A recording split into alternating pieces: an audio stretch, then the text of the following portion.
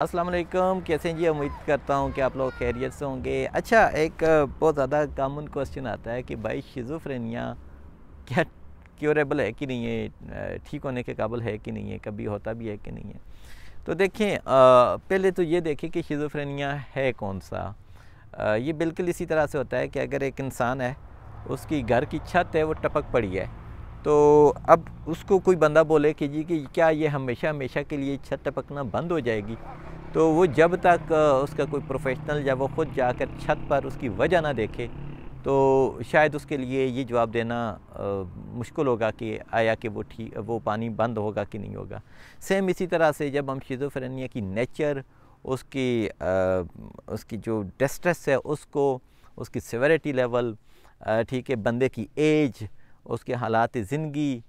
उसकी इनसाइट, इन सारी चीज़ों को हम जब तक मुय्यर ना कर लें, देख ना लें, तो कोई भी बंदा नहीं कह सकता कि आया कि ये किस हद तक आगे चांसेस हैं बेहतरी के। फिर जब वो ये चीज़ें सामने आ जाती हैं, ठीक है, इसके साथ हम एक कहते होते हैं ऑनसेट पीरियड, यानी कि जब इससे पहले की ज़िंदगी उसकी कैसे थी, ठीक है, यानी कि प्रॉब्लम शुरू होने से पहले की ज़िंदगी कैसी थी, तो उसका तज्ज़िया करना भी बहुत ज़रूरी होता है, ठीक है। उसके बाद की चीज़ों को, उसके सपोर्टिव फैक्टर्स जो हैं उनको देखना बहुत ज़रूरी होता है। फिर उसके बाद ज़ाहिर बात है एक मेडिसिन्स जो हैं वो कौन सी उनको मिल रही हैं और कौन कौन सी उनका क्या इफ़ेक्ट आ रहा है उनको देखना। फिर फैमिली सपोर्ट, इन सारी चीज़ों को देखने के बाद एक आइडिया हो सकता है कि इस बंदे को अब मज़ीद कितना टाइम लग सकता है। ऐसा हरगिज़ नहीं है किसी इदारे में जाएँ, 3-4 महीने रहें और बोले बंदा कीजिए कि यह बंदा ठीक हो जाएगा और नीट एंड क्लीन होके आएगा, ऐसा हरगिज़ नहीं है। अलबत्ता जो पेशेंट हैं एडिक्शन के साथ, वो आपको एकदम से अपोजिट लगेंगे, एकदम से उनकी तबीयत में, उनकी पर्सनालिटी में बहुत ज़्यादा ग्रोथ नज़र आएगा। और एक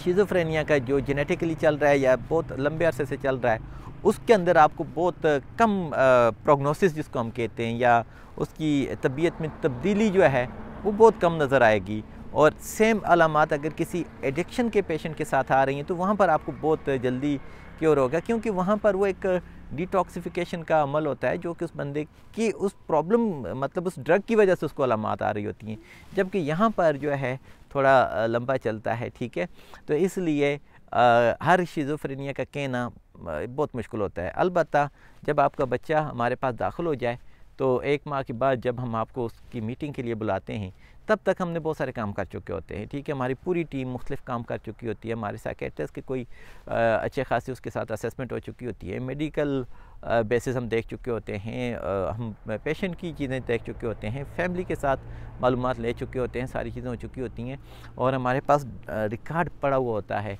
उसके बाद हम आपको बता सकते हैं कि अब मज़ीद इसका लाएअमल क्या होगा और इसके मज़ीद प्रोटेक्टिव फैक्टर्स क्या हैं, ये